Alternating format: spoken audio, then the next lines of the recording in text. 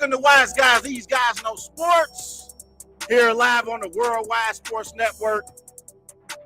Everybody remember going follow Wise Guys on Twitter at WiseGuys_H. Also on Facebook, Wise Guys. Be sure to follow Wise Guys on Instagram at These Guys Know Sports. It's Friday, February the 10th. In the house with your boy Trey Larkins. Come on in and stay a while, folks. I got an action, jam-packed show. A couple things I'm going to get to tonight. Only going to be off about an hour tonight, but I got a couple things I'm going to talk about. And I'm also going to bring on a special guest appearance from Sports Nation. His name is Prince Carter. He's a Chiefs insider, so he talks a lot about the Kansas City Chiefs and their football team. So I'm going to bring him home on here in a bit to preview the Super Bowl matchup.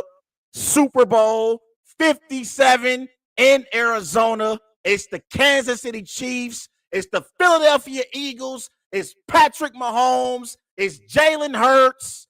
It's the Kelce Bowl. It's the Andy Reid Bowl. I'm so excited for the Super Bowl. I'm going to preview the game here in a minute. And again, I'm going to bring on Prince Carter.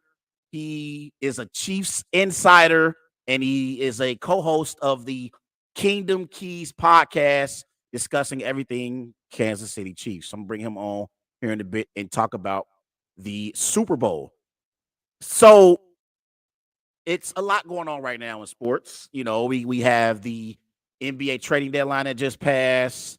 The Super Bowl is Sunday between the Chiefs and the Eagles. So it's a great time to be a sports fan in America right now. It really, really is. Whether you like the NBA, the NFL, you like NHL and hockey as well, you can definitely check out your hockey as well. But great time to be a sports fan right now in the world. But if you want to discuss anything particular tonight, the number to dial is 513-203-8655. 513-203-8655 is the number to dial. Let's get into this NBA topic. And let's talk about these big-time trades in the NBA over the last few days. So many big-time trades in the NBA. The Dallas Mavericks earlier in the week traded for Kyrie Irving. The Lakers, they traded Russell Westbrook to the Utah Jazz. They brought in D'Angelo Russell, Vanderbilt, and another player that was part of the Lakers in this deal as well. Vanderbilt, D'Angelo Russell, and Malik Beasley. And then the Clippers, they added Eric Gordon. The Blazers traded away Josh Hart to the Knicks. So many big-time trades in the NBA. It's too many to remember. But I want to talk about the main trades that were made with the Lakers, the Suns, and the Mavericks. So the first big trade that took place was the Dallas Mavericks trading for Kyrie Irving. Here is the deal. The Dallas Mavericks, they received Kyrie Irving and Markieff Morris from the Brooklyn Nets. And the Brooklyn Nets received Spencer Dinwiddie, Dorian Finney-Smith, and a 2029 unprotected first-round pick and 2 second-round picks in 2027 and 2029. So when I look at the Dallas Mavericks and their trade for Kyrie Irving, I believe that offensively, the Dallas Mavericks will be significantly better with Kyrie Irving than what they were before they acquired Kyrie Irving. And one of the main reasons why the Dallas Mavericks wanted to trade for Kyrie Irving was because of their inability to still score the basketball when Luka sat on the bench. Remember in the offseason, they weren't able to come to an agreement with previous point guard Jalen Brunson when he was in Dallas. And so all season long, they have struggled when Luka Doncic has went to the bench. So this is the Dallas Mavericks this year. They're 0-7 without Luka Doncic. That was prior to their win Wednesday night against the Clippers that was Kyrie Irving's first game, obviously. And this year, with Luka Doncic on the court, the Dallas Mavericks offensive rating is 118.7. With Luka off the court, their offensive rating drops to 106.8. With Luka, it's 118.7. Without Luka, it's 106.8. So, with the acquisition of Kyrie Irving, if Luka goes to the bench, Jason Kidd and his offense will still play at a high level, and they will still be able to score points. And I think offensively, they got Kyrie Irving now. You still got Luka Doncic. You got Tim Hardaway as well. On the interior, they got Christian Wood as well. So offensively, the Dallas Mavericks have zero weaknesses. They're going to be able to score the ball at an elite level with Kyrie Irving and Luka Doncic now in their backcourt. And picking up a guard like Kyrie Irving, who I believe is the most skilled guard in NBA history, I think it's going to help the Dallas Mavericks offensively. This year, Kyrie Irving, he's averaging 27 points per game on 49% shooting from the floor. And Kyrie Irving is one of the more clutch players we have in the NBA. And he's a closer. The same way I view Damian Lillard and how he's a closer, I think Kyrie Irving is a closer as well. Just go ask Steph Curry and the Golden State Warriors how Kyrie Irving is a closer, because I remember in the 2016 NBA Finals, as great as LeBron was, and LeBron was the best player on the floor in that series on both ends of the floor, as great as LeBron was, Kyrie Irving was the closer for the Cleveland Cavaliers. Game 7, ball in his hands on the right wing, drains a pull-up 3 over Steph Curry. Kyrie Irving is one of the more clutch players in NBA history. And you team him up with Luka Doncic, I think offensively, the Dallas Mavericks are going to be unstoppable. Unstoppable. Good luck trying to stop Luka Doncic and Kyrie Irving. So I like that dynamic duo from an offensive standpoint. Now, defensively, I believe that the Dallas Mavericks losing a perimeter defender like Dorian Finney-Smith, I think it's going to hurt the Dallas Mavericks defensively. And when you're in a Western Conference and you're going up against the likes of Paul George and Kawhi Leonard, LeBron James, Anthony Davis, Steph Curry, Klay Thompson, Ja Morant, Kevin Durant, and Devin Booker, you have to be able to get key stops at key moments in games. And that's where the Dallas Mavericks are going to struggle as a basketball team. Even prior to trading for Kyrie Irving, they already struggled defensively. They've never been a great defensive team. They scored the basketball at a high level. And now that you have Kyrie Irving on your team, that's not going to help your team defensively. It helps your team significantly offensively, but not defensively. But the other thing that the Mavericks have going for them is when you have two great scorers like Luka, like Kyrie, it also helps your defense, because opposing teams, when they play against the Dallas Mavericks, you know you have to be able to score points to keep pace with the Dallas Mavericks. So you know you can't have an off night shooting the basketball, because you know Luka Doncic and Kyrie Irving are more than capable at being able to drop 30 points apiece and beat your basketball team. So I think because of how great Kyrie Irving and Luka Doncic is from an offensive standpoint, it also will help their defense. And I'm looking forward to seeing this dynamic duo in Dallas. And Kyrie Irving is going to help Luka Doncic significantly offensively, because we look at this was entering Sunday before the trade for Kyrie. This was 30-point games this season. Kyrie Irving has had 15 30-point games this season.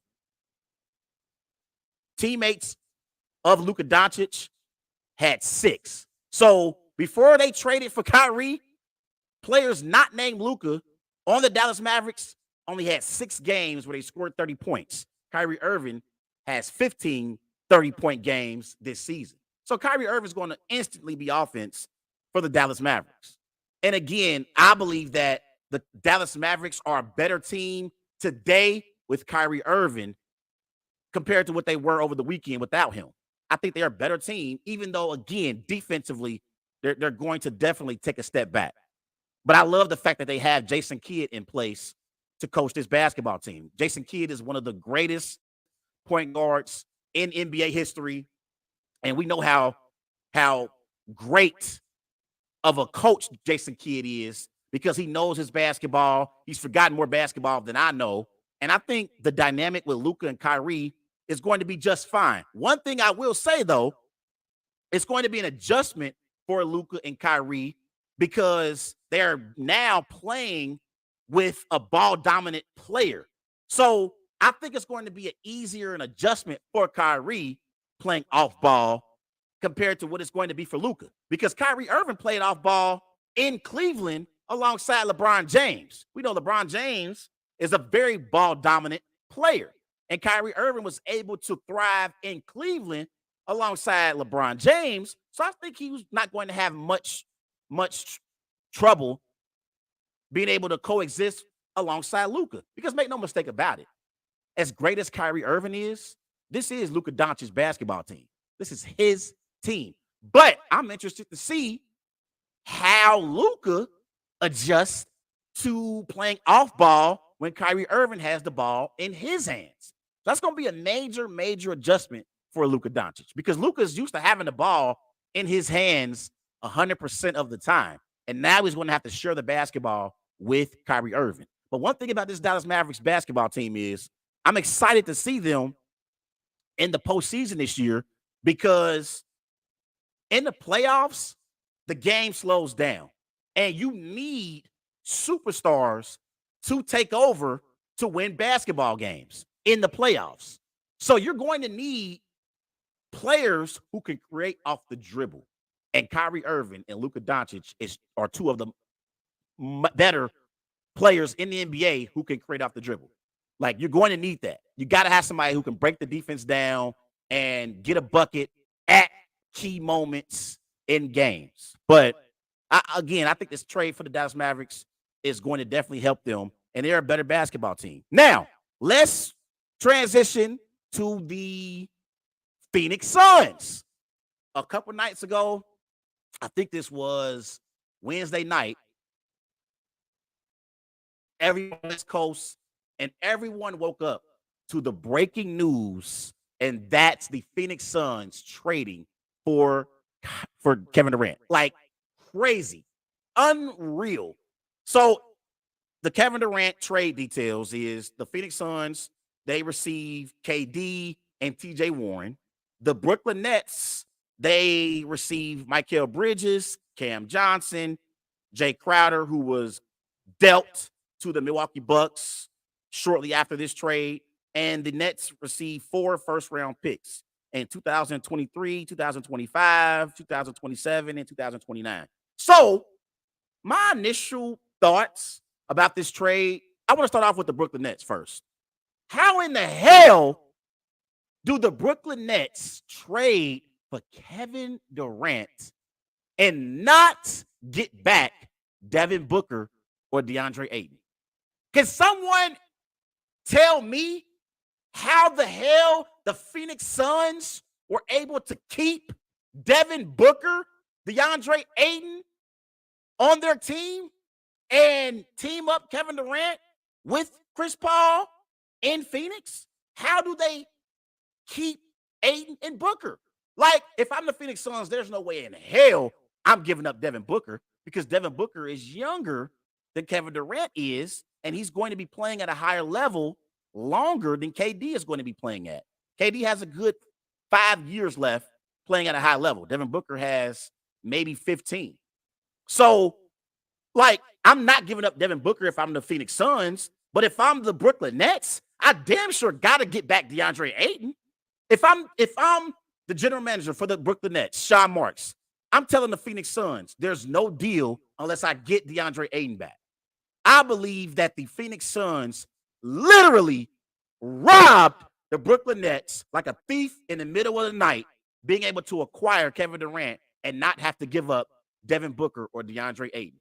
Seriously, I don't understand what the hell the Brooklyn Nets organization are doing. I don't understand what they're doing for the life of me. Like Mikal Bridges, Cam Johnson, they're great role players, but you can't build a franchise around Mikal Bridges or Cam Johnson. So I don't understand what the hell the Brooklyn Nets are doing as an organization. And I thought it was a mistake to even trade Kevin Durant in the first place. Kevin Durant is one of the best players in the NBA. He's a top 5 player in the NBA. There's no way in hell I'm giving up Kevin Durant. I'm going to build around Kevin Durant for future seasons to come. I don't give a damn how mad Kevin Durant is. He can go and pout and be mad all he wants to be. If he wants to go on Twitter and be mad, I don't give a damn. I'm not trading away Kevin Durant. Even if Kyrie Irving leaves, I ain't trading away KD. It's not happening. Because all these draft picks that the Brooklyn Nets have acquired in these trades, they are trying to draft a player the caliber of a Kevin Durant. This is a once-in-a-generation player. Ain't no way in hell I'm giving up Kevin Durant. And then I'm not getting back Devin Booker or DeAndre Ayton. Makes zero sense to me. Now, when it comes to the Phoenix Suns, this trade makes the Phoenix Suns now the favorites in the Western Conference. Seriously.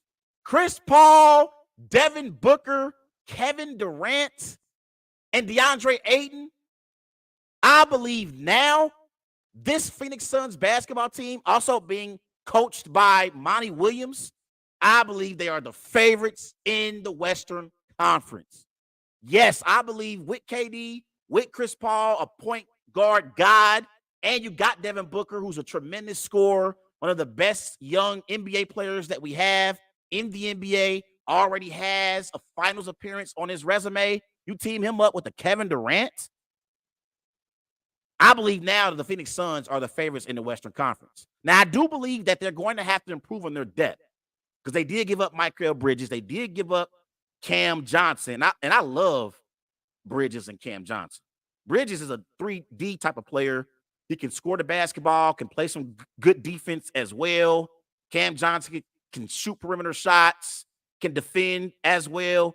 But I think the Phoenix Suns are going to have to prove on their depth because their starting 5 is legit. Chris Paul, Devin Booker, Kevin Durant, TJ Warren, and DeAndre Ayton. That's a great starting 5. But off the bench, you got Torrey Craig. You got Damian Lee.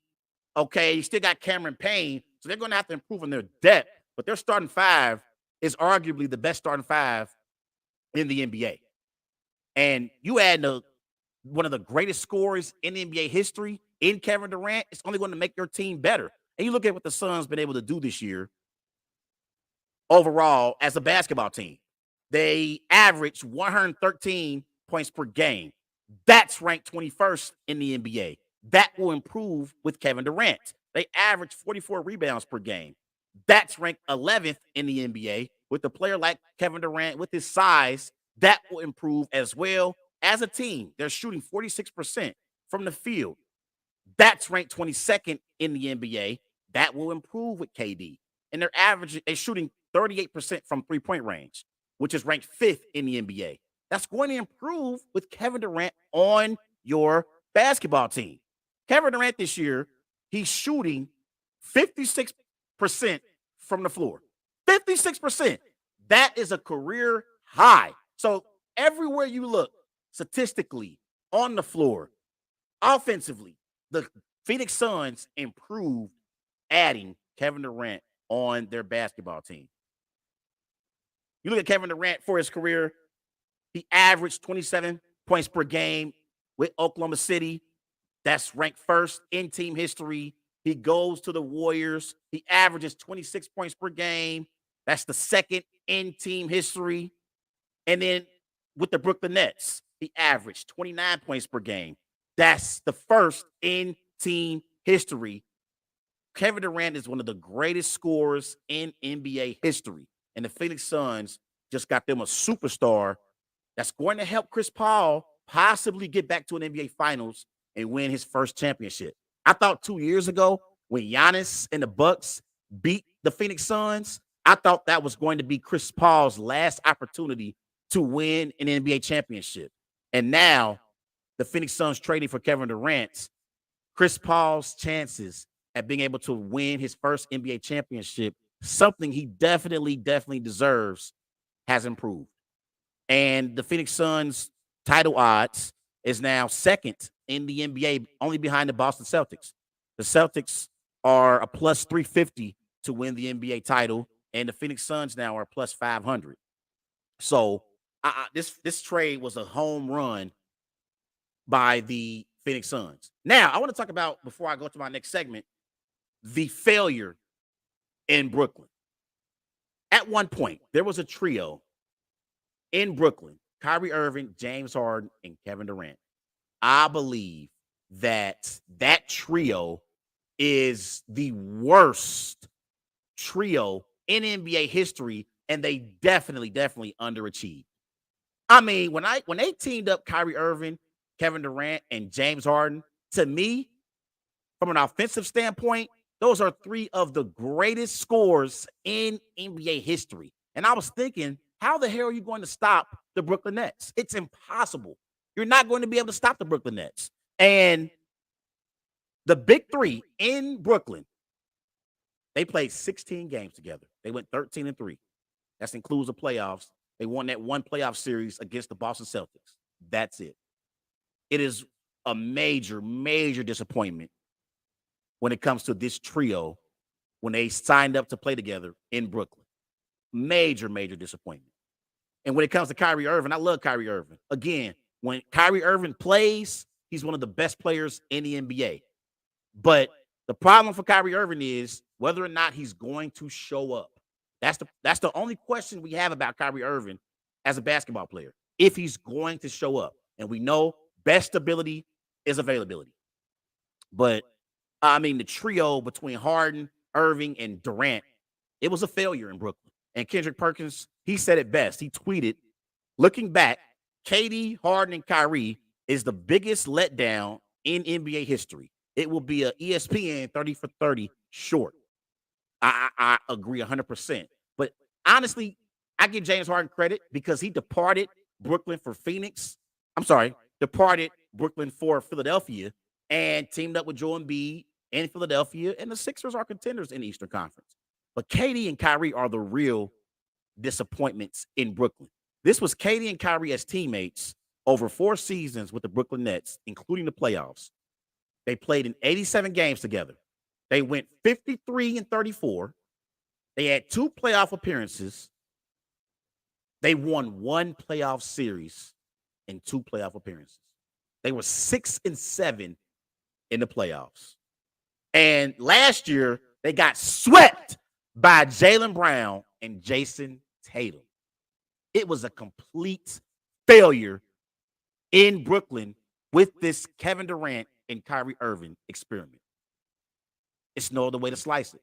And I love KD, and I think, again, he's one of the greatest players in NBA history, but this was a failure here. This was a complete failure in Brooklyn.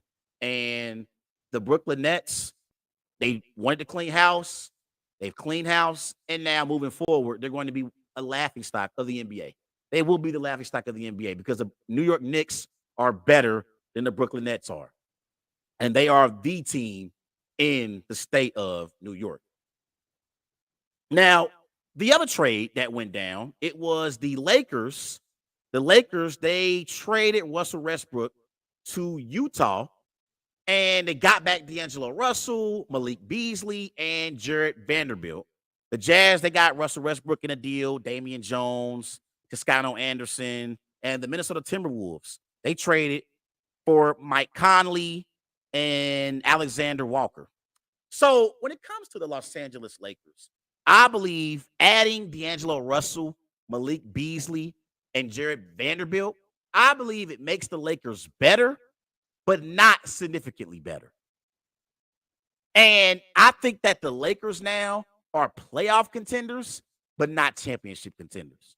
I think the Phoenix Suns are better than the Lakers.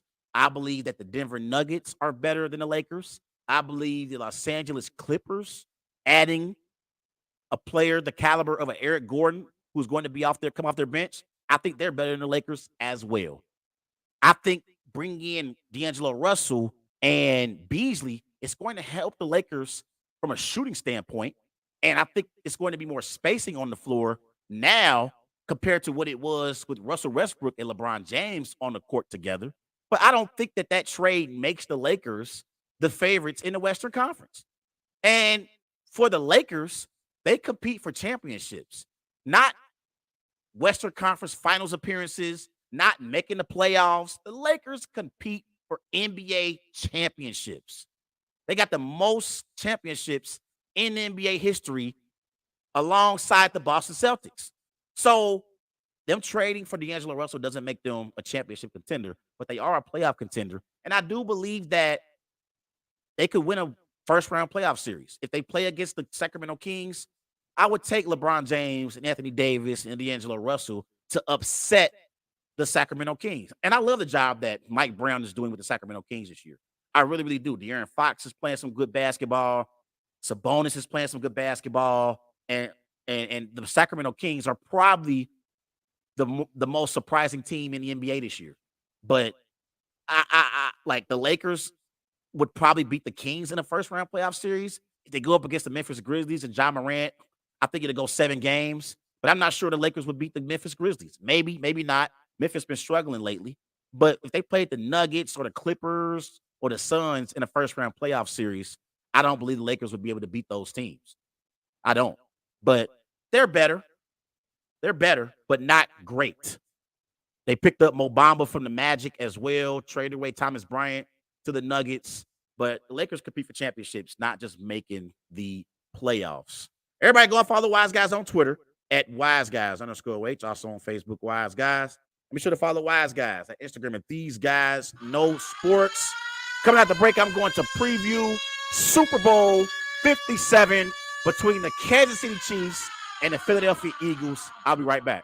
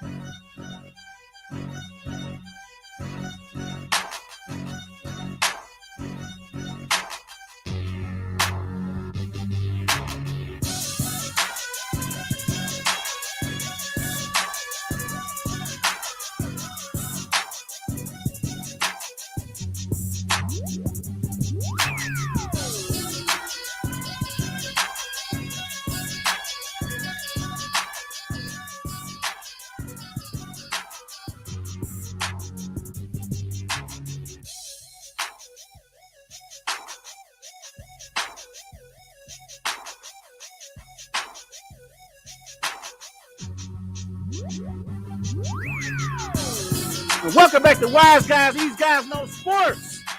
Here live on the Worldwide Sports Network. Everybody remember going to follow Wise Guys on Twitter at WiseGuys_H. Also on Facebook, Wise Guys. Be sure to follow Wise Guys on Instagram at These Guys Know Sports. Come to the show, 513-203-8655. 513-203-8655 is the number to dial. Don't forget, I'm going to have Prince Carter. He is a Chief Insider. He covers the Kansas City Chiefs. I'm going to bring him on in a bit and talk about Super Bowl 57 between the Chiefs and the Eagles. And call to the show, man. If you want to talk about the NBA trading deadline, who were the biggest winners and losers of the NBA trading deadline, call to the show and let me know who you believe won at the NBA trading deadline. But let's transition to the NFL. It's NFL Super Bowl 57. It's the Kansas City Chiefs. It's the Philadelphia Eagles in Arizona. The Eagles are favored by 1.5 point. Kickoff is set for 6:30 p.m. on Sunday evening. The over-under for this matchup is 51.5 points. It's Patrick Mahomes. It's Jalen Hurts. It's the Kelce Bowl between Jason Kelce and Travis Kelce. It's the Andy Reid Bowl as well. Andy Reid going up against his former team. And also, more than anything, what I'm most excited about in the Super Bowl this year, Super Bowl 57 will be the first Super Bowl to feature 2 black starting quarterbacks. That's what I'm most excited about. I'm excited that we finally get an opportunity to see 2 black starting quarterbacks face off against each other in the Super Bowl, in Mahomes and in Hurts. So excited about that. Let's break down the Super Bowl and let's talk about the matchups in the Super Bowl. Let's start off with the Chiefs offense versus the Eagles defense. Obviously, the Kansas City Chiefs, they are led by Patrick Mahomes. And last night, Patrick Mahomes, he took home the NFL MVP, and it was well-deserved, ladies and gentlemen. Patrick Mahomes was great this year in the regular season. 41 touchdowns, 12 interceptions, 5,250 passing yards, completing 67% of his passes. Patrick Mahomes had a great season this year. And I believe that he earned his NFL MVP award this year. He really did. And I believe that he is the best quarterback in the NFL. You look at what he's been able to do so far since he's been the starting quarterback of the Chiefs in 5 years, being the starting quarterback for the Chiefs. Every single year he's been a starter, he's led the Chiefs to the AFC Championship game. They've hosted the AFC Championship game all 5 years since he's been a starter. Also, in the playoffs, in the divisional round of the playoffs, the man is 5-0 with 11 touchdowns, 0 interceptions. Okay? And overall, Patrick Mahomes has been a great quarterback for the Chiefs since he's taken over. He's been in the Super Bowl 3 out of the last 4 years. And I don't think there's a quarterback in NFL history who's had a better 5-year start to their career than Patrick Mahomes has. I mean, the dude is sensational. And the Kansas City Chiefs, they have been contenders ever since he's taken over as a starting quarterback. They've been contenders. Seriously. And what makes Mahomes great is not only how he plays in the regular season, but he elevates his game in the postseason. Let's look at Mahomes' playoff career, all-time rank statistically, shall we? Patrick Mahomes, he averages 106.1. That's his passer rating in the playoffs. That's ranked first all time. He averages 326 passing yards per game. That's ranked first all time. He averages 2.5 passing touchdowns per game. That's ranked first all time. His touchdown interception ratio is 4.57. That's ranked first all time. The man completes 67% of his passes, which is also ranked first all time. These are all rankings for all-time great quarterbacks. This was among 12 quarterbacks. Among quarterbacks with 12 starts in the playoffs. Those rankings I just named. So in every major statistical category, Patrick Mahomes is number 1 in. He is the best quarterback in the NFL, and he's the greatest player in the NFL currently playing football. Because I look at even the AFC Championship. In the AFC Championship, Mahomes was able to beat the Bengals with no Hartman, no Juju Smith-Schuster, and no Kadarius Toney. Those are his best receivers on his team. And he was able to beat the Bengals with Marquez Valdes-Scantling, Skylar Moore, and I believe it was Noah Gray. That's a receiver off. That's a rookie. He beat the Bengals with those receivers. Mind you, Joe Burrow had Jamar Chase, T. Higgins, Hayden Hurst, and Joe Mixon in the AFC Championship game. And he couldn't beat Patrick Mahomes with MVS, Noah Gray, and Skylar Moore.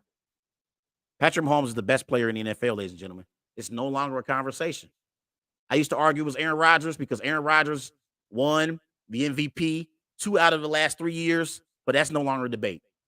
It's Patrick Mahomes. Now, it's going to be interesting to see who's available for the Chiefs in this game because in the AFC Championship game, Kadarius Toney and Juju Smith-Schuster both left the AFC Championship game with injuries. And McCole Hardman has already been ruled out of the Super Bowl. He's already been ruled out. So it's going to be interesting to see who suits up. I believe they're all going to suit up and play.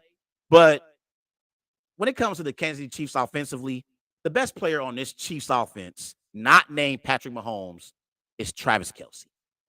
Travis Kelce is not only the best tight end in the NFL, he might be the best tight end in NFL history.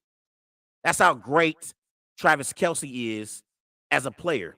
And you look at what Travis Kelce has been able to do since this year. Like this is just this year statistically. Travis Kelce, including the playoffs, 110 receptions. That's ranked third in the NFL. 1,388 receiving yards. That's ranked eighth in the NFL. 12 receiving touchdowns. That's ranked second in the NFL. Again, he might not only be the best tight end in the NFL, he may be the best tight end in NFL history. And this is a league that saw the likes of Rob Gronkowski, Shannon Sharp, and Tony Gonzalez. Travis Kelce might be better than all of them. Seriously, he is the number one target for Patrick Mahomes, and he is a reliable target, especially in the red zone. I don't understand why defensive coordinators don't double Travis Kelce and just try to make someone else beat them. But Travis Kelce produces at a very, very high level. Now, what's going to be interesting in this game is I think the Chiefs' offensive line, they're going to have to protect Patrick Mahomes in this game. Remember the last time the Chiefs got to the Super Bowl against the Buccaneers, Patrick Mahomes was running around for his life. He got sacked 3 times in that game, and he was pressured all game long. The offensive line now is better with Creed Humphrey up front, right guard Trey Smith, right tackle Andre Wiley, left guard Joe Thuney, and left tackle Orlando Brown Jr. They're a better offensive line this season compared to what they were that year when the Chiefs made the Super Bowl against Tom Brady and the Buccaneers. So I think that they're going to have to protect Patrick Mahomes to have a chance at winning this game. I'm also looking at to see if offensive coordinator Eric B. and Andy Reid, if they be patient and run the football with Pacheco, and it's a possibility that Clyde Edwards-Helaire is also going to play in this game. He's been on the PUP list, I believe, so he's not been able to play the last few games. So I think it's going to be important for the Chiefs to remain patient and run the football with Pacheco, with McKinnon, and with Clyde Edwards-Helaire. That's going to be key. This year, during the regular season, Pacheco, he had 170 carries, 830 rushing yards, 5 touchdowns. Okay, McKinnon, 72 carries, 291 rushing yards, 1 touchdown. He's a better running back out of the backfield at catching the football. So they're going to have to run the football and be patient. And we know Andy Reid, he doesn't like to be patient. He doesn't. And he likes to throw the football all over the yard. That's what's going to be key. That's going to be key. And they're going up against a Philadelphia Eagles defense that is the best defense in the NFL. I mean, defensively, the Eagles up front, you got Fletcher Cox, you got Brandon Graham, you got Josh Sweat. Javon Hargrove as well. At linebacker, you got TJ Edwards. You got Kaiser White. In the secondary, you got CJ Gardner-Johnson. You got big play Darius Slay. Okay, so defensively, the Philadelphia Eagles are arguably the best defense in the NFL. And they can get after the quarterback at a very, very high level. And that's what's going to be key for the Chiefs. For the Chiefs to have a chance, they got to protect Patrick Mahomes. They got to. This Eagles defense, they get after the quarterback. This is the Eagles this year with 4 or fewer rushers this season, including the playoffs. They got 57 sacks. The next closest is 39 sacks. They got 11.4 sack percentage. The next closest is 7.5. They pressure percentage is 35.1. The next is 31.9. So the Eagles, they get after the quarterback better than any other team in the NFL. They really, really do. So that's what's going to be key for the Chiefs. Can they protect Patrick Mahomes and give him enough time to find Travis Kelce, Juju Smith-Schuster, Kadarius Toney, MVS down the field? That's what's going to be key. If the Eagles wreck this game and Mahomes is sacked 4 or 5 times, the Chiefs will lose this game. It's that simple. Now, when you switch gears and talk about the Eagles offense versus the Chiefs defense, offensively, the Eagles are led by Jalen Hurts. And Jalen Hurts, before his shoulder injury, was an MVP candidate. For the season, Jalen Hurts had 22 touchdowns, 6 interceptions, 3,701 passing yards. He completed 67% of his passes this year. And this was Jalen Hurts' best season of his career this year. And I like the way that Jalen Hurts was able to play this year. And he also helped the Eagles significantly in the running game. This year, the Eagles, they averaged 148 rushing yards per game. That's ranked 5th in the NFL. And Jalen Hurts has definitely elevated his game. And besides Aaron Rodgers, I don't think there's a better quarterback in the NFC right now better than Jalen Hurts. Seriously. Jalen Hurts is big time. He had a great season this year. And the Eagles, they're better when he plays. And the numbers, they back it up from an offensive standpoint for the Eagles when Jalen Hurts plays. Look at the numbers this year when he's played. This is him as a starter. The Eagles are 15-1. They average 29 points per game, 392 total yards per game, 164 rushing yards per game, 34 rushing touchdowns. And that stat, I believe, was before the NFC Championship game with Jalen Hurts as their starter. So Jalen Hurts is a big-time player, and he's playing some good football. Offensively, the Eagles got A.J. Brown. They got Devontae Smith. And I think that's a great tandem at the wide receiver position. You got Dallas Goedert as well as your tight end. And I love the Eagles' running game. I really, really do. The running game that the Eagles have with Scott, with Sanders, and Hurts, I think it's dynamic. I really, really believe that. And you look at what they've been able to do, they're the first team in NFL history to have 3 different players have 2 rushing touchdowns or more between Jalen Hurts, Miles Sanders, and Boston Scott. So this Eagles running game is very, very, very, very good. And if I'm the Kansas City Chiefs defensive coordinator Steve Spagnuolo, I am going to force the Philadelphia Eagles to have to throw the football with Jalen Hurts. I'm not going to allow this Philadelphia Eagles running game to beat me. I'm going to force Jalen Hurts to have to beat me with his arm, not with his legs. And the Eagles offensive line, center Jason Kelce, Landon Dickerson, Jordan Mailata, right guard Isaac Samala, and right tackle Lane Johnson. This is the best offensive line in the NFL. They're the best offensive line in the NFL. So if I'm defensive coordinator Steve Spagnuolo, I'm going to do everything I can to try to take away the running game and force Jalen Hurts to beat me with his arm. He's more than capable of being able to do it. He got weapons in A.J. Brown and Devontae Smith. But I think if you allow the Eagles to run the football in this game, I believe that could be a disaster for the Kansas City Chiefs. I really, really believe that. And again, I believe that the Chiefs defense led by Chris Jones and Frank Clark and Carlos Dunlap up front, they're going to have to create some pressure on Jalen Hurts. I think Chris Jones, he's going to have to have the type of performance that Aaron Donald had last year in the Super Bowl against the Bengals. That's the type of performance Chris Jones is going to have for the Chiefs to have a chance at winning this game. Definitely going to be important. So, again, I'm very, very excited for the Super Bowl. Two great football teams. And, you look at the quarterbacks this year. This is Mahomes and Hurts. NFL ranks under pressure, including the regular season and the playoffs. This is the Chiefs offense versus the Eagles defense. Patrick Mahomes against pressure. His QBR is ranked second in the NFL.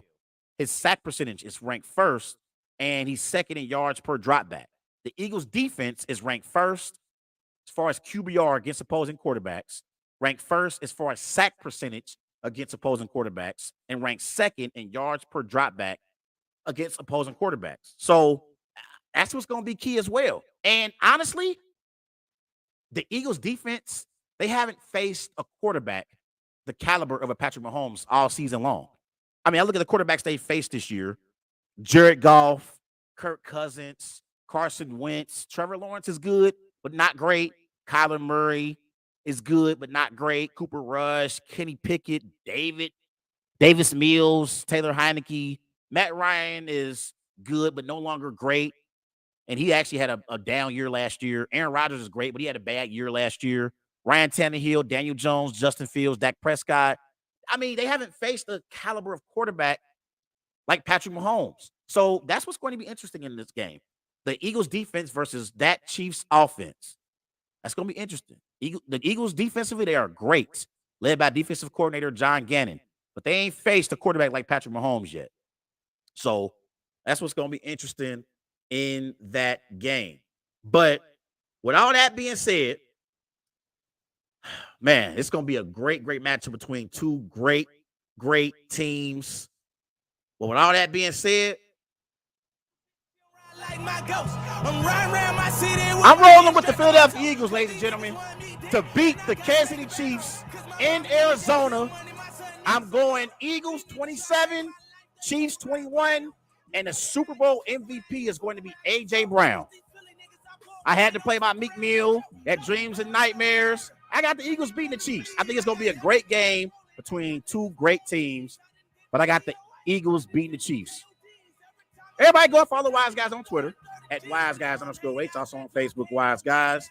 And be sure to follow Wise Guys on Instagram at These Guys Know Sports. Coming at the break, I'm going to bring on Price Carter, Chiefs Insider, and we're going to break down the Super Bowl for a few minutes. I'll be right back.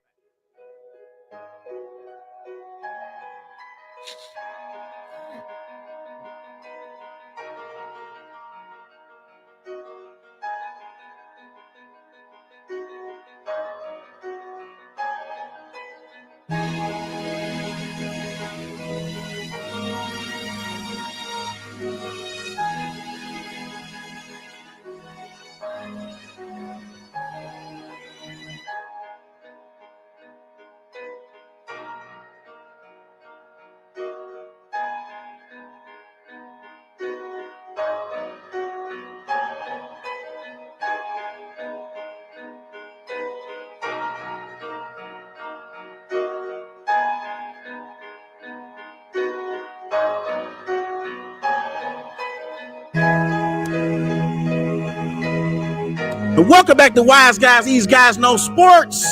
Here live on the Worldwide Sports Network. Everybody remember going follow Wise Guys on Twitter at WiseGuys_H. Also on Facebook, Wise Guys.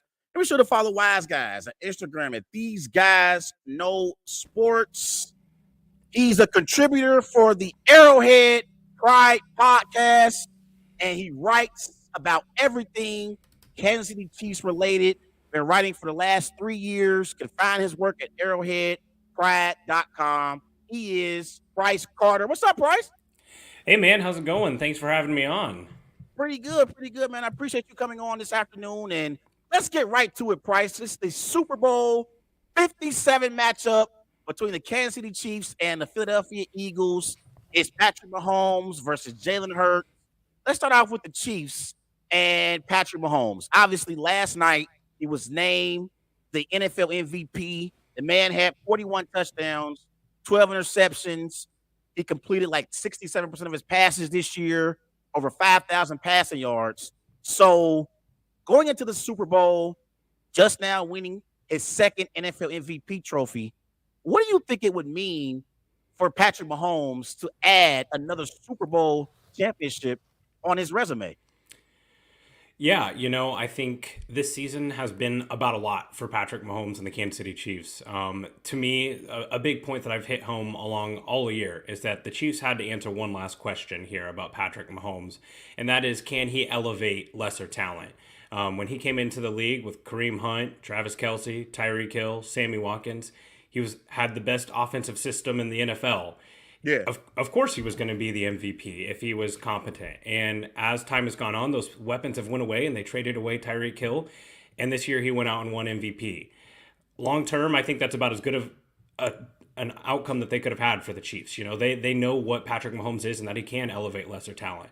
And when you're talking about what does adding another Super Bowl ring to his hand do, I think you're looking at, being able to keep pace with some of the all-time greats. The two Super Bowl winning quarterback club is already an elite club, and with what he's done statistically in the season, regular season as well, I think that keeps him on pace for your Tom Brady's, your Peyton Manning's, that kind of upper echelon of quarterbacks.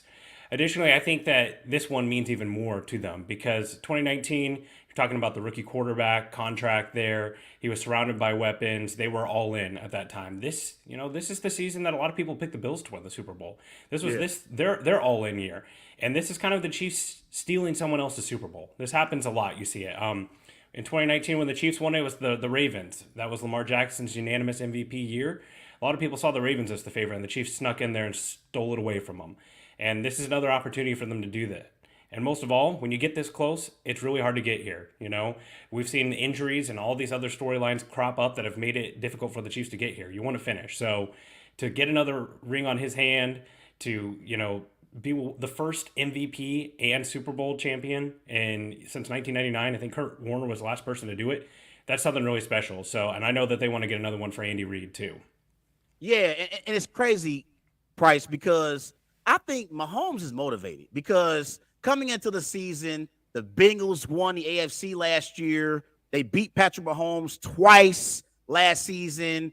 And a lot of people picked the Bengals to get back to the Super Bowl. Some people picked the Buffalo Bills to get back to the Super Bowl. And the Chiefs, they trade away Tyreek Hill, one of the best receivers in the NFL. And everyone was asking the question, how good is Patrick Mahomes going to be without Tyreek Hill?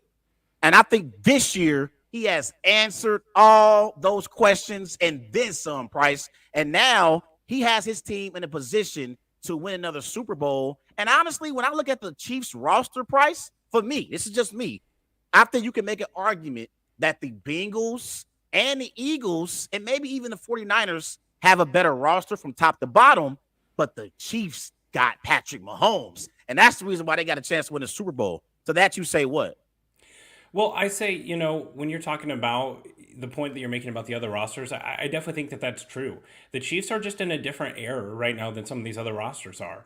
We went back to the rookie contract conversation. All that applies for those teams that you're talking about there. Moves like Von Miller, moves like bringing in A.J. Brown, teams like that are making their all-in moves. The Chiefs are in a little bit different situation in their reality. And I think that's great news for the Chiefs because the salary cap continues to go up in the coming years, and teams are going to look at starting to shed players. There's rumors that players like DeAndre Hopkins, Keenan Allen, great veteran wide receivers are going to be out there for the having due to salary cap costs. The Chiefs are already kind of fixed their cap a little bit. They've reset their cap. And yeah, you're absolutely right about kind of the disadvantage that the Chiefs have roster-wise. When we're analyzing teams like the 49ers or the Eagles, I always say, those are some of the best 2 through 53 rosters in the NFL.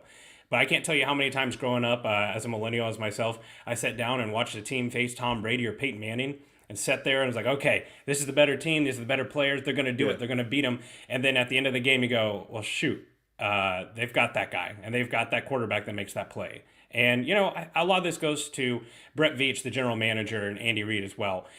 They've hit on players in the bottom part of the draft so successfully here in the last couple of years. You've got players like Jalen Watson at corner, Isaiah Pacheco, who are playing starter snaps, who are seventh round rookies this year. That's Yeah. incredible. And then you go and look at how they completely rehauled their overline or their offensive line in the offseason 2 years ago. You know, they hit on Creed Humphrey in the second round. They traded for Orlando Brown. That move was pretty ridiculed at the time. He's been a stalwart there at left tackle for them. They hit on players like Trey Smith out of Tennessee, who had a bunch of medical concerns coming in. He's been a Pro Bowl level player. You know, they fixed all that in one season.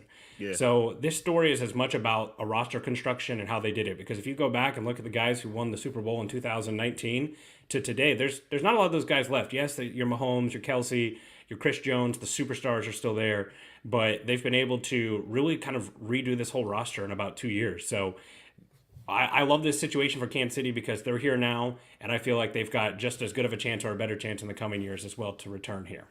Now, Price, offensively for the Chiefs, they are top five in 4 out of the 5 major offensive statistical categories. They're first in total yards per game. They're first in passing yards per game, first in points per game, and second in third down completion percentage per game. And we know the best players on this Chiefs offense are Patrick Mahomes and Travis Kelce. But give me an X factor that the Eagles defense is going to have to keep an eye on in this Super Bowl matchup. Well, one of the kind of biggest moves that has went under the radar for the Chiefs this year was the acquisition of Kadarius Toney. When that move happened at the trade deadline, it was kind of just looked as a future move. You know, Toney has had kind of a tumultuous time in New York. He was a player that came out of Florida with a huge draft profile, came out, you know, in the mid-20s for the Giants, and he looked like a malcontent there, and the injury history was an issue as well. When the Chiefs acquired him, they had McCole Hardman, who did a lot of the similar things that Kadarius Toney did. They stretch the field horizontally. They're the guys who can, you know, they're as good with the ball in their hands as a runner, as a pass catcher, and both stretch the field vertically as well.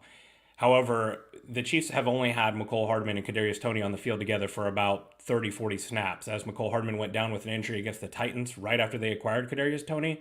And then he gutted it out in the AFC Championship, McCole Hardman did, and left with that same injury again. So the Toney acquisition has been incredible for the Chiefs because he gives them something that they don't have anymore without Tyreek Hill and without McCole Hardman. And Andy loves his toys, and he loves guys whose, you know, their targets are predominantly behind the line of scrimmage. That's your bubble screens, your hands off, your reverses. And also, Kadarius Toney has very quickly become a really trusted target of Patrick Mahomes. If there's one guy who's going to go up and get a contested catch for the Chiefs, it's either Kelce or Toney.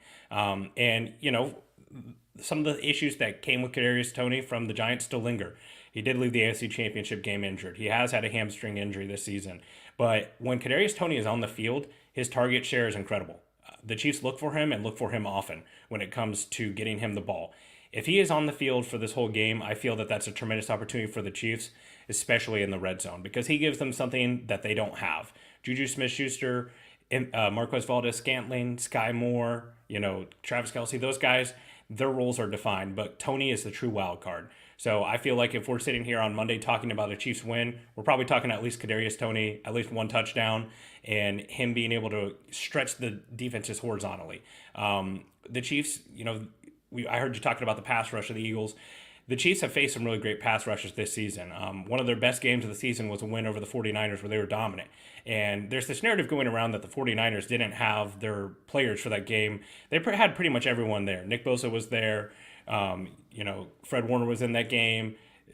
Almost all their star players were there. That was when Jimmy G was still starting. And the Chiefs just had Nick Bosa in a nightmare because they just kept using McCole Hardman to stretch him horizontally and get him to hesitate off the edge. Yeah. And they really had a great game plan for him. So, Kadarius Toney is definitely an X factor in this game on offense for the Chiefs. He's a contributor at Arrowhead Pride and co-host of the Kingdom Keys podcast. He's Price Carter. A couple more questions for you, Price, before I get you out of here, man. Defensively, the Chiefs up front got Chris Jones. They got Frank Clark. They got Carlos Dunlap as well. In their secondary, obviously, they got L'Jarius Sneed. You got Trent McDuffie as well. Give me an X factor for the Chiefs defensively and a player who's going to have to play well in order for them to win Sunday evening in the Super Bowl. Yeah, I wrote this week that there's a lot of things that have, and really the story for the offense and the defense have both been different, have been the same. The roster overall has gotten much more multiple. The Chiefs were a top heavy roster. You had Tyrann Mathieu, you had Frank Clark, Chris Jones. Those guys were still there, but the defense really relied on 3 or 4 players over and over again in seasons past. This year they've gotten much better depth along the defense and they've gotten much younger. The athleticism has popped off the screen from times. Plays that used to go for 50 yards now go for 25 yards. And the young corners that the Chiefs have. We talked about Jalen Watson, Joshua Williams, Trent McDuffie has been tremendous. The Chiefs traded up for him, and he's been pretty much since Trent McDuffie's been back in the lineup, the Chiefs have not allowed a 300-yard passer, and that includes facing Joe Burrow twice. They have been excellent in the secondary, but if there's one player that's going to have to play well for the Chiefs to win this game, it's going to be middle linebacker Nick Bolton. Nick Bolton is a pretty divisive player when it comes to Chiefs fans. Some Chiefs fans see the plays that he makes in the run game, especially in run blitzes, and he's a guy who played college here locally at Mizzou, and a lot of people really love Nick Bolton. However, Nick Bolton can struggle in pass coverage at time, and then if he gets an offensive lineman downfield on him, he really struggles to get off blocks. This is a game that is crucial for him to play well. Between the run option that the Eagles present with Jalen Hurts and the running backs, and then throw in a pretty strong tight end in Dallas Goedert, it's going to require a lot. Nick Bolton, to his credit, had one of his best games of the season against the Bengals. When they faced off in December against Cincinnati, the Bengals tortured him. They targeted him over and over and over again with running back Samaje Perine. They lost Hayden Hurst halfway through that game, and they were still torturing him with the backup tight end. So he's going to have a good game. Now, Price, I know you're a Chiefs insider. You cover the Kansas City Chiefs, but the Philadelphia Eagles, they were 14-3 in the NFC. They were the number 1 seed in the NFC. Jalen Hurts had the best year so far in his young career this year, was the runner-up for NFL MVP, and the Eagles have a complete football team. But, Price, who do you have winning Super Bowl 57, and who is your Super Bowl MVP? Well, I think when you look at this game, you got to ask yourself 2 questions. The first question is, do you think that the Eagles can score 27 points on the Chiefs defense? The Chiefs are 55-3 in the Patrick Mahomes era when a defense is held to 27 points or less against them. That's a tall order, I think, for the Eagles at this point. The Chiefs just held 2 very good offenses to 20 points each, respectively. Jalen Hurts' injury, I think that has limited him as a passer. And I think that, the Chiefs are going to make Jalen Hurts beat them in this game. His numbers against the blitz have not been great. Steve Spagnuolo is a notorious big game strategist. He has, shown time and time again that he can really dial up a defense to face any level of quarterback, even going back to that, famous Patriots game with him as the Giants defensive coordinator. They are going to stop the run. They are going to do their best. The Chiefs are a much better run defense than they're given credit for. They have the players to do it. It's going to be tough. There's great offensive line play there. But I personally feel that looking at this game, the cavern that is portrayed between the Eagles roster and the Chiefs roster is not nearly as great as some people make it out to be. The Super Bowl is one of those games where we take the last Super Bowl and compare it to the previous one. Oh, we saw the Chiefs against a good pass rush in Tampa, and they got murdered. But the Chiefs have 2 All-Pros on their offensive line and 2 more Pro Bowlers after that. The gap between those 2 rosters is not as much as people want it to be. While the Eagles are definitively the better roster, to me, this is one of those games that we are just reminded of, hey, coach and quarterback matter most of all. And we have a roster here with a lot of players who have played in the Super Bowl. They have the ability to come out and, game plan for 2 weeks. You've got a quarterback who this is the 3rd time on this stage for him. So that they're going to be able to come out and execute right away. There's no pregame jitters or anything like that. And I think ultimately this is one of those games that we'll look back that comes back to 3 or 4 key plays that are made by the better quarterback, the better offense, the better players, and Jalen Hurts isn't able to make those plays. We've not seen what Jalen Hurts looks like battle tested since he came back from this injury. The Eagles are what I've been calling the juiced up version of the 2019 Ravens. A tremendous offense, a tremendous defense, stars all over the field. But we've yet to see what they look like when they have to really come back in a game when passing is the only option. You rattled off some of Jalen Hurts' statistics, which he rightfully earned and played tremendous this year. But he is the trust fund baby of the NFL right now when it comes to quarterback. He's had the best schedule, the best coaching staff, the best roster, the best offensive line, the best defense. Everything has gone exactly to plan for them. What's it going to look like when they're down 10 points and it's 3rd and 19 and everyone's coming and everybody in the stadium knows that you're passing the ball? Yeah. Those are the questions that we've seen Patrick Mahomes answer in the biggest stage against the 49ers and other teams, and we've not seen Jalen Hurts answer those questions. Now, if he answers the question and you tell me the Chiefs lose this game in a tight one, I'd absolutely believe it, and there's no harm in that. It's a great roster, and I think the Eagles are going to be here for a long time, given how well they are set up in the future with draft capital and salary cap as wise. Yeah. But I've got the Chiefs winning 30-21. I think it's close, but I think in the end, the Chiefs pull away a little bit in the second half, simply because the Eagles haven't played a lot of second halves close. They pretty much roll out to the early lead and put it on cruise control. So Chiefs 30, Eagles 21. Who's your Super Bowl MVP? Well, it's hard. We're looking at it two ways. Sports betting just kind of became legal over here in this part of the country. I actually live on the Missouri side, but a lot of people live on the Kansas side. So if you're doing your betting odds, you're not going to really get very good odds on Patrick Mahomes or Travis Kelce or Chris Jones. Those are kind of the heavy favorites, right? I'm actually going to pick Travis Kelce. My reasoning is this: Mahomes has already got a Super Bowl MVP. He just won the league MVP. This is the Kelce Bowl. And I think Kansas City wants to reward what has been a stalwart of their team for a long time in Travis Kelce. He's been here through some of the really hard times of this roster. He's been here through the Alex Smith era and through Patrick Mahomes. I think that they would love to reward him. And let's be honest, if the Chiefs are going to win, Travis Kelce's going to have a good day. And this whole offseason or postseason has really been about Kelce getting open no matter what. The Bengals had a sign all week that they slapped that said, "Did you get a hand on Kelce?" And guess what? He still got open. This guy gets open all the time. He's 33 years old, and he's still playing as one of the best players in the NFL, period. Yeah, and the good thing for Travis Kelce and Jason Kelce's mother, Price, is no matter who wins this game, she wins because one of her two sons are going to be a Super Bowl champion this season. So shout out to Miss Kelce. So I know she's definitely happy about that. And also, I'm excited about seeing the brothers play against each other, Price. That's definitely going to be exciting for sure. And one more thing I want to add on what you said, I agree with you about the Eagles. Defensively, I think the Eagles got one of the best defenses in the NFL. But this year, they faced off against Jared Goff, Matt Ryan, Cooper Rush, Davis Mills, Kenny Pickett. The best quarterback they played all year is probably Aaron Rodgers in a down year and Dak Prescott. And Dak Prescott is not to be confused with being an elite quarterback. They ain't faced Patrick Mahomes. So that's going to be the biggest challenge for the Eagles defensively in this game, for real, for me. Yeah, and when you look at Patrick Mahomes' stats against top 10 defenses, they are essentially the exact same as all of his other stats. He's not a player that has fattened up on bad defenses and then struggles against top defenses. And part of that is, we talk about the records that they have on the defensive line. Their defensive line is a 9-10-man rotation, and it is tremendous. And I do think that it is going to give the Chiefs fits, but QB sacks are partially a quarterback stat. And, the Eagles' offensive line gets brought up as the greatest offensive line that we've seen in a long time, perhaps ever, which is a little hyperbolic in my opinion. But the Eagles have given up more sacks than the Chiefs have, and that's not all just Gardner Minshew in 2 games. The Eagles have given up the 12th most sacks in the league this year, whereas the Chiefs are 30th. Patrick Mahomes is great at evading pressure. We know that the high ankle sprain is still going to be there. I'd expect him to be at about 80-85%, better than he was in the AFC Championship, but still not pure Patrick Mahomes. But in some ways, secretly, I think that might have been for the best in that AFC Championship game.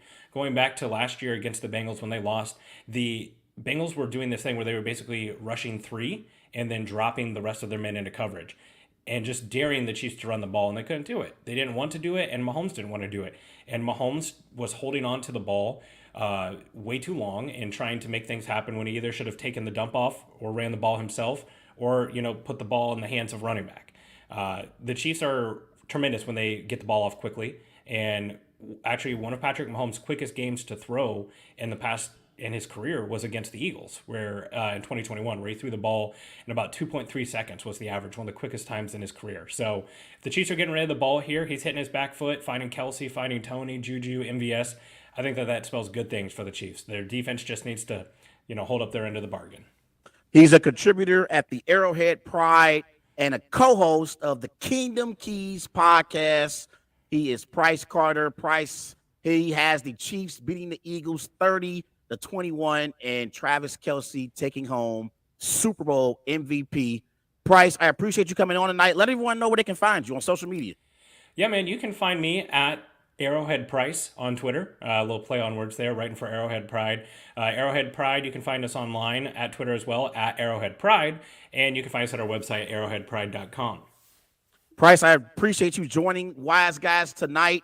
And, man, enjoy the Super Bowl. I'll probably bring you on next week, man. We can recap the Super Bowl. Absolutely. We will see if I will be hungover or angry. It'll either be one of the two. One of the two, for sure, man. Price, enjoy the game. Enjoy your weekend, sir. Thanks, man. Have a good one. You as well. He is Price Carter. Go and follow him on all social media platforms and check out his writing for the Arrowhead Price podcast and the Kingdom Keys podcast as well. So go and check it out for sure. And everyone enjoy the Super Bowl. It's going to be a great matchup between two great teams, the Andy Reid Bowl. I'm excited to see Andy Reid in this game. I really, really am as a head coach for the Kansas City Chiefs. He coached in Philadelphia. He was one of the greatest coaches in Eagles history. So definitely excited about that. Excited to see the first Super Bowl between two starting black quarterbacks in Mahomes and in Jalen Hurts. Everybody going to follow Wise Guys on Twitter at WiseGuys_08. Also on Facebook, Wise Guys. And be sure to follow Wise Guys on Instagram at These Guys Know Sports. Enjoy Super Bowl 57. I'll be back on next week. I'm Wise Guys Sports. Trey Larkins signing off. Enjoy your weekend.